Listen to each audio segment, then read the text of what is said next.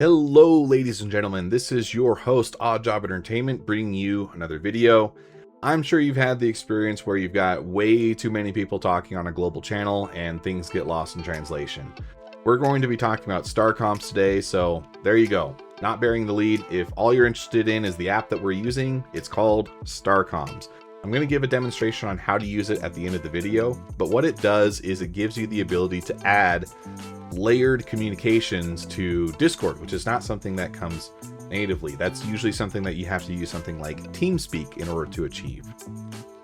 And to illustrate why a tool like this is so important, I want to tell you about my first tactical strike group, because it was a disaster.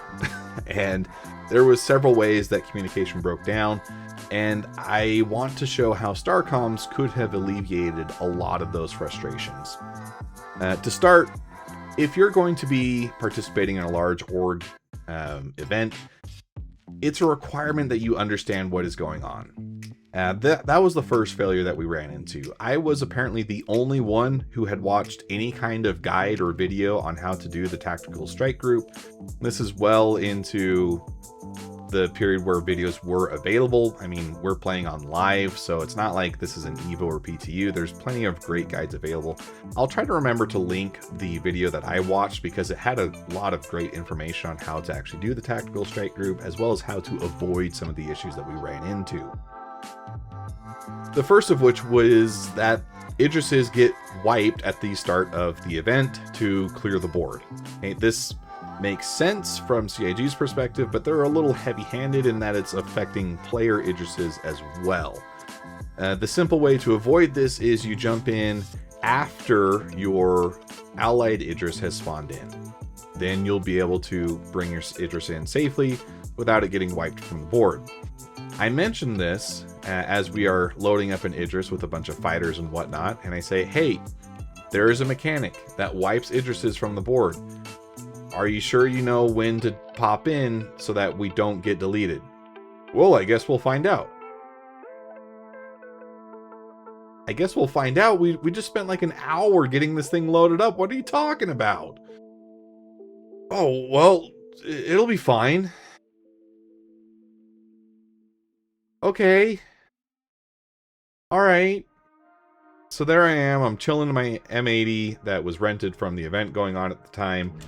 And we jump into the start of the event, and lo and behold, what happens? The Idris gets deleted. So anyone that was in a separate ship is still there. I'm still there in my M80, now at this point alone, aside from, I think, one or two other ships.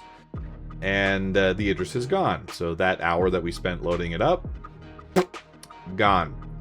Fantastic. People come back in a Tiburon, which is not ideal because the Tiburon damage output is very inconsistent at the moment.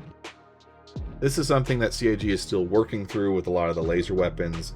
It's not as bad on the Idris P right now, but it's still something that happens where you'll be hitting a ship and you'll not be actually hitting them. It's really annoying, but that is just how it goes.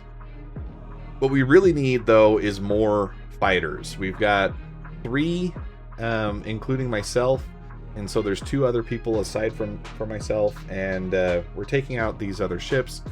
One of the other fighters that was there, though, was all laser repeaters in an arrow, which doesn't work for the majority of the ships that we're going up against, because you've got things like I think it's the Asgard or the Valkyrie, you've got Corsairs and Constellations.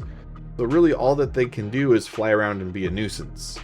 And that was something that had also been communicated beforehand. Hey, if you're coming in a fighter, please come in a cannon loadout so that you can actually do damage to the ships we're going up against. Well, what do you mean? Well, there's this new armor mechanic. I know you haven't been in the game for a while, but if you don't do enough damage per shot, you won't damage their armor. Well, laser repeaters should be fine, right? It's like, no, actually you need laser cannons or ballistic cannons. Oh, well, man, I don't have those. So get those. I mean, it took an hour for us to get the Idris loaded anyways. Like, just go buy some cannons. It's not that big a deal. You can buy them here at the station. Didn't happen. So one fighter is flying around being essentially useless. I'm in the M80 that had a all ballistic loadout, and I'm doing the damage that I can, but this first event does fail because eventually I run out of ammo. The Idris that we had been planning on refueling at is gone, along with all the cargo that it had for rearming us, so we do end up failing this first attempt. Okay, fine. Let's switch to laser cannons, since the Idris is basically out of commission due to the claim time at this point. And it's me, 2 other fighters, and a Perseus. Okay, we're taking a step up. Perseus is the perfect ship for these kinds of encounters. Okay, this is looking good. During the first wave, one of the fighters goes down, and rather than, just respawn and come back in a fighter, they insist on being picked up by the Perseus, which now means that it's me and one other fighter. And this other fighter is the one that had the laser repeaters that weren't doing anything. So it's basically just me and a Perseus. Bit frustrating. The fighter that was using the laser repeaters, ultimately their time kind of wraps up. They can't stay longer, so then they're gone. And now it is just me and a Perseus against everything. Or I really wish the person who had joined the Perseus had instead just respawn and then come back in a fighter. That is what we really needed. But my pleading probably got lost in the cacophony of sound in the global chat. So we do manage to get through the waves of enemies at the start. Now we're on the trench run. And while I'm going back and forth trying to take out targets, I'm hearing, what's going on? Like, are we supposed to be doing something right now? It's like, and I respond, well, we need fighters to go through these channels that lead to the middle and take out targets to clear out the core. So, I mean, if anyone has a fighter that they could come and help, that would be great. Oh, well, we're all on the Perseus. I know you're all on the Perseus, but we need people and fighters. So maybe you could not be on the Perseus and get in a fighter and help me with this. But we're all on the Perseus.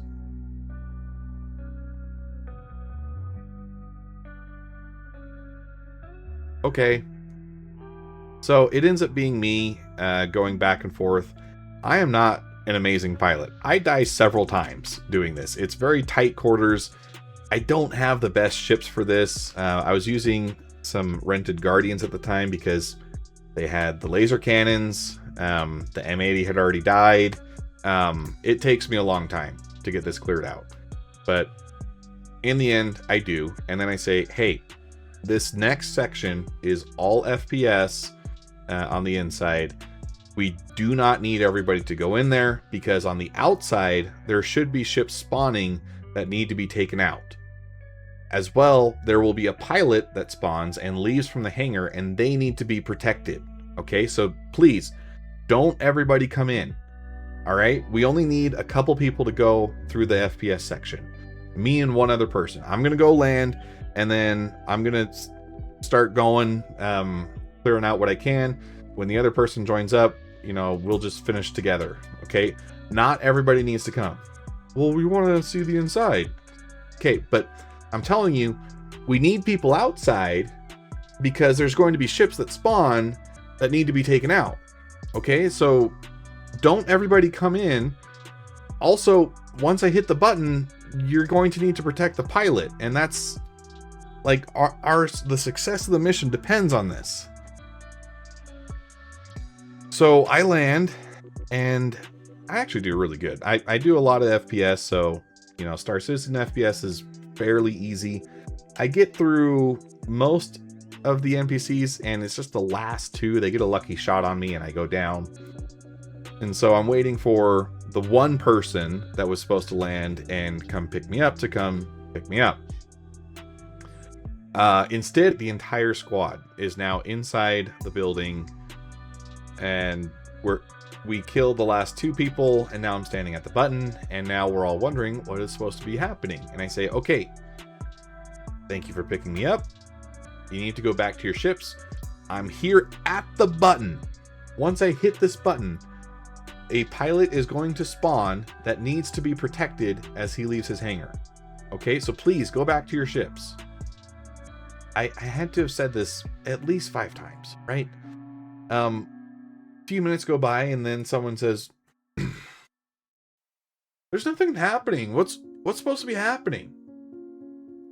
And they're all still standing at the button that I'm waiting to press because they need to go back to their ships so that I can hit the button. I can't hit the button until they go back to their ships because the pilot's gonna die. So I need them to go back to their ships, and I tell them, well, I'm ready to hit this button, and then once I hit the button, a pilot is going to spawn, and they need to be protected as they leave the hangar. Well, why are we all in here then? I don't know. I don't know, dude. I told you not to come. I literally said, stay in your ships so that you can protect this pilot. We only need a couple people in here. Okay? So please, go back to your ships. I'm begging you, go back to your ship so that you can protect this pilot. Okay. All right. Well, we'll go back to our ships. Yes! Yes! Go back to your ships. Thank you. There is an elevator that takes you from that corridor straight to the hangar pad, or straight to the ship pads. Did they take that elevator? No. They turn around from the button. They had to have seen the big sign that said elevator to pads. And instead of taking that, they went the long way back through the entire FPS section. So I'm still waiting for another 5-ish minutes for them to get back to their ships. Thankfully, there's no NPCs really along the way, so it's not that big of a deal. Finally, I hit the button, and I take the elevator back to my ship, and I'm rejoined with the group very shortly. Something happened here where I don't think that the ships that were supposed to spawn actually did. Instead, all we got were the Vanduul ships, which is fine. It was already a stressful enough night, so I'm not going to complain about having fewer ships to deal with. But no one was focused on the Vanduul fighters at all. At this point, somehow I am still the only fighter on the field. And so the fighters are very, very attracted to me, and everyone in a turret, everyone on a main gun is firing at the Mauler. No one is paying any attention to the fighters. And I'm saying, hey, there's a lot of fighters here. I could use some help from the turrets to take these out. Crickets. Nothing. So I do manage to take out all 7 of these fighters myself. Bait a couple of them into crashing into asteroids. That's always really fun. But by the end of it, my ship is looking pretty worse for wear, right? And thankfully, we do survive this encounter, and we're able to land in the hangar. And someone remarks, "Hey, Jake, your ship doesn't look too hot. What'd you do?" It's like, well, I took out all the fighters. I was asking for help, and no one was helping, and so I had to do all kinds of things to get these fighters to go down. Oh, you should have said something. Should have said something. Yep, you're right. I should have said something. I should have said something. So now we're looking for the cargo deck A card that is in this hangar. And I'd say, okay, all right, guys. There's some stuff that needs to be loaded onto the ship. Do we have a cargo ship? Well, I came back in the Idris. I can come back in the Idris. It's like, the Idris is not going to fit in this hangar. It is too big. We need someone to come back in a cargo ship that we can load easily. Well, I can come back in the Idris.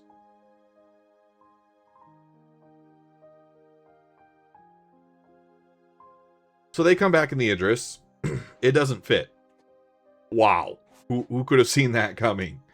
It doesn't fit. And so what they do is they like angle their nose down into the hangar, and we're trying to load it that way.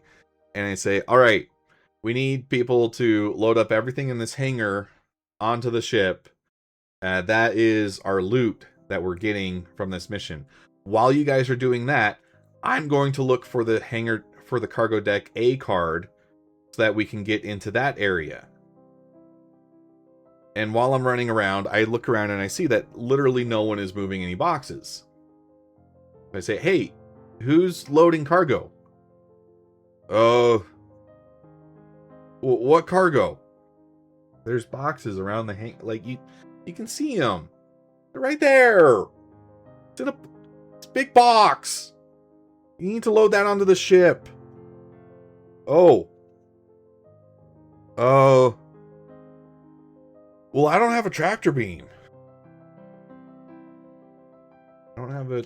Why don't you have a tractor? We covered that as, like, required equipment at the very start of this. Like, why don't you have a tractor beam? It's like, well, I was just gonna be a turret. Literally doesn't matter. Everyone was supposed to have a tractor beam. The one other person that does have a tractor beam is AFK. So I'm running around looking for this card. People ask me, hey, what are you doing? Like, what are you looking for? It's like, I'm looking for the cargo deck A card. It was in the video that I sent you that you didn't watch.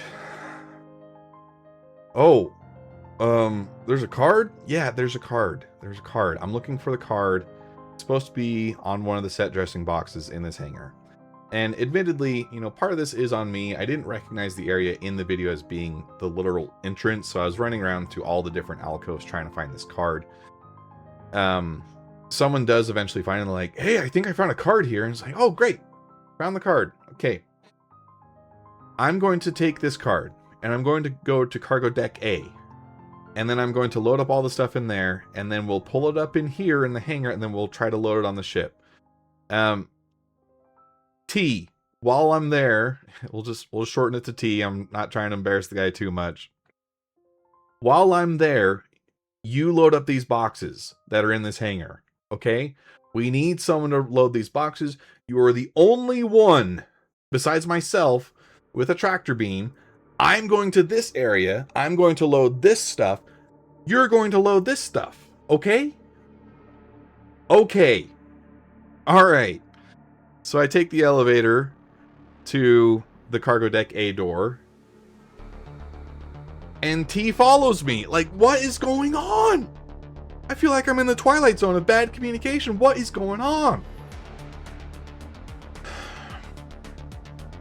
As you may know, cargo deck A door does not work reliably. So I'm sitting there trying to do my best Princess Leia interpretation, you know, given R2-D2 the card and the slot, and it's not working. It's not working. Won't take it. So I say, all right. The door is not working. I'm going to set the card on the ground, and I'm going to try and tractor it into the door, okay? Nobody touch the card, okay? I'm just going to set it on the ground, and then I'm going to tractor it into the door, okay? I'm going to tractor it into the door. Nobody touch the card. I set the card down, and immediately someone picks it up.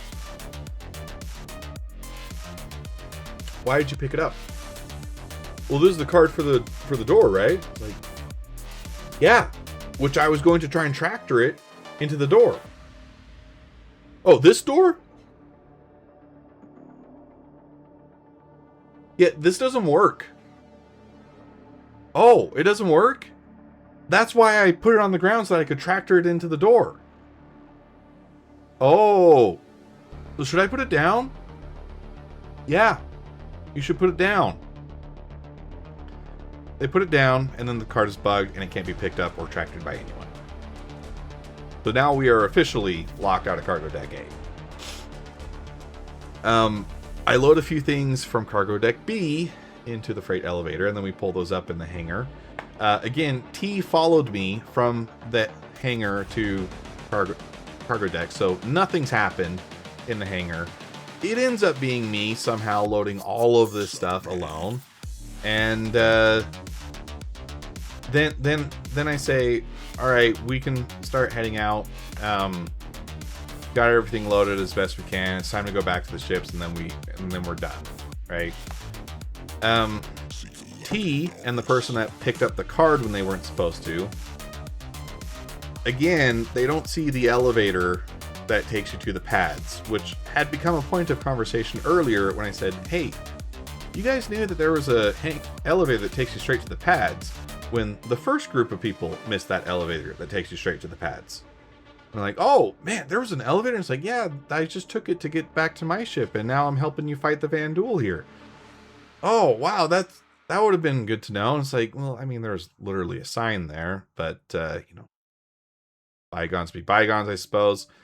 And so I'm asking them again, and now that these are, you know, the same group of people, like, hey, why didn't you take the elevator to the pads? And like, there's an elevator to the pads? Yeah, like you can come back, like you're not that far, you can come back and you can take the elevator and it'll make your trip faster.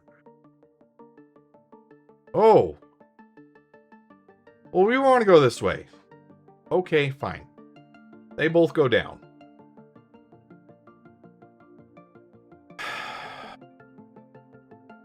So I go with another player, we get them back up. And apparently only one of them had heard that we said that there was an elevator that takes you to the pads. They say, hey, this is why it's better to just take the elevator to the pads, man. Like, the NPCs are going to be respawning. There are a lot of them. It's easier to just go this other way. There's an elevator that takes you to the pads? I can't anymore. You're killing me. Something in my soul is crying out for help. Yes, there is an elevator that takes you straight to the pads.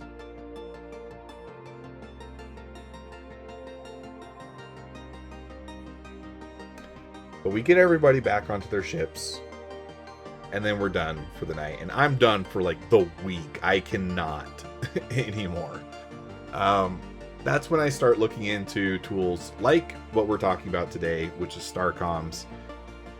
And there's a couple things that this allows you to do. One, by having layered communication, you can make it so that there is an open channel that people can talk freely without a push to talk. And you can make these channels smaller, you know, so enforce a group of 5 or fewer, right? And then you can have a layer above that, which is your command line. So if anything that comes across the command line is going to look and sound different than anything happening in the open channel.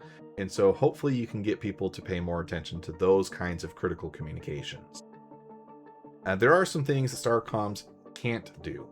It cannot make players stop looking at TikTok when they're not actively involved in a fight. It cannot increase the IQ of your players.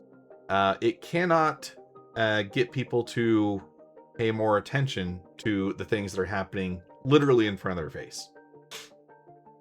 It can't do that. But it can make your communication a lot more effective by enabling layered communication. So let's switch over to the main screen and I'll show you how I've got things set up here.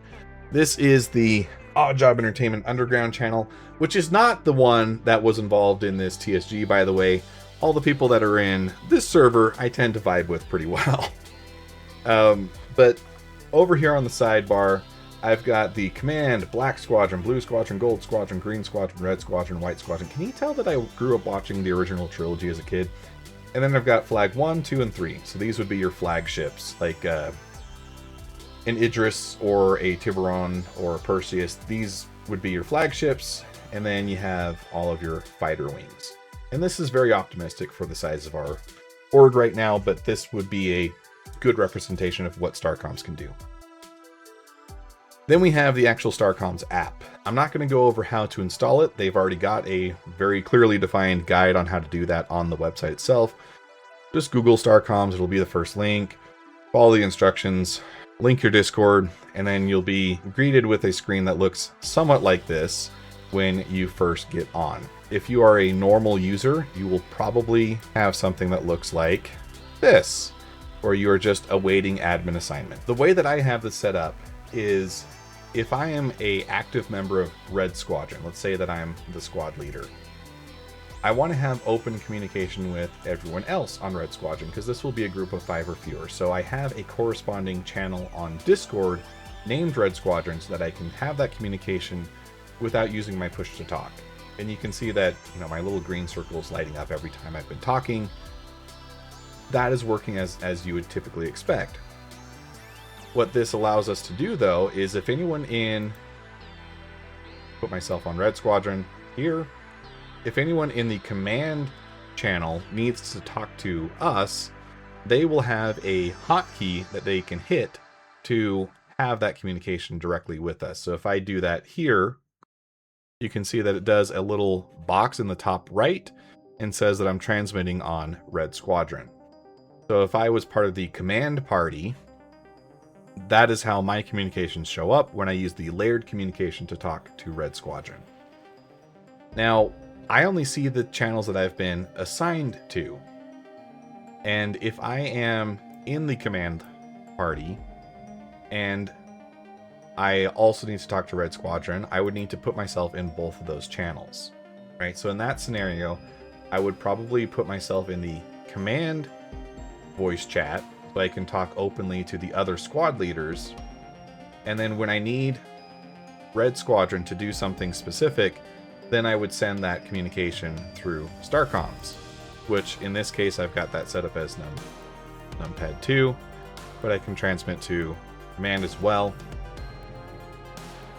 Alternatively, you could leave your command channel basically empty, right? So I would stay in Red Squadron, and anything that is worthy of communication up the chain to command, I would stay in Red Squadron, but just hit numpad 1, and now I'm talking to the members of the command party. So anyone that gets assigned on the Starcom side to command will hear this communication as I hold down 1 to transmit to them. Right now it's only me, so it's, you know, just use your imagination. But you can see I still don't see my name popping up in any of these other ones. What you would want to do is you would want to have all of your Red Squadron members be in Red Squadron. And then you would also add your squad leader to the command so that they can have that communication when necessary across those channel lines. There's a couple things that you can do here. You can see that Red Squadron is transmitting on only the right ear cup. And you can also do things to further differentiate these channels by changing the transmit key. Right, so if I change it to that, Red Squadron will hear a different sound when the communication comes through. So I think that this is a huge boon for small, medium, and large orgs to be able to have this layered communication. The reality is CIG is working on a social tool, but it is not going to replace Discord. Okay, there are still going to be plenty of communications that happen strictly through Discord, and I think that there is just no realistic world where Discord goes away. So having something like this that builds on Discord is a lot easier of a sell than something that is more complex like TeamSpeak tends to be. This uses your same Discord login. It's very easy to install. From the client side, if you're a simple user, you don't need to really know anything at all. Admins, this part is not that hard to do. Let's go ahead and set up an additional channel just so that you can see what that looks like. And if there's one feedback that I would give, it would be that I would like to see them be consistent with the case sensitivity, because you can see that here it's all caps, but here it's all lowercase because I didn't bother holding shift or using caps lock. So that would be one critique, but it's not a huge deal. Doesn't matter that much. Let's see, I got down to gold squadron. Let's go ahead and add green squadron. I suppose I'll turn caps lock on so that it pops up correctly. You simply type in the name, do add net. If I want to fix the command groups that it's capitalized, we can do that too. And just hit rename, right? And now if I transmit on command, now it shows all caps like I want it to. So as an admin, you just go through and you add channels to correspond with however you want your configuration to look. In my case, I want a one-to-one of Discord versus Starcomms. So I'll have a channel in Discord and a net in Starcomms. And that will make it so that you can have very clear representation of how things are set up.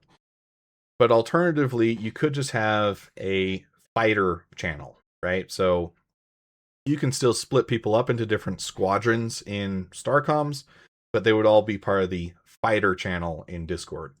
That would work too. It's up to you to decide how you want to handle this. This is what I would suggest, but that doesn't mean that it's the only way to do it.